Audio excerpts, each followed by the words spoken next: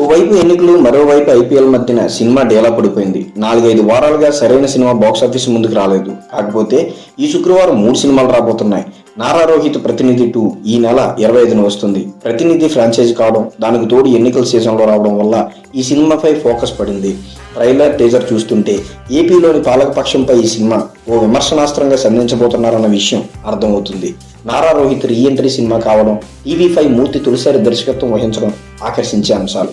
ఏపీలోని political vibe ఈ సినిమాకు ప్లస్ కావచ్చు. విశాల్ రత్నం కూడా ఈ వారమే ప్రేక్షకుల ముందుకు వస్తుంది. హరి దర్శకత్వంలో రూపొందించిన మాస్ కమర్షియల్ యాక్షన్ సినిమా ఇది. భరణి, పూజ చిత్రాల తర్వాత వీరి కాంబోలో వస్తున్న సినిమా ఇది. ఈ నేపథ్యంలో రత్నంపై దృష్టి పెట్టే ఛాన్స్ ఉంది. ఆయుష్ శర్మ కథానాయకుడిగా నటించిన రుస్లాన్ కూడా ఈ వారమే వస్తుంది. జగపతి బాబు కీలక పాత్ర పోషించిన ఈ సినిమా ట్రైలర్ ఆకట్టుకుంటుంది. వీడియో నచ్చితే like, share, subscribe and stay tune to Telugu తెర entertainment for more Telugu news updates. Thank you.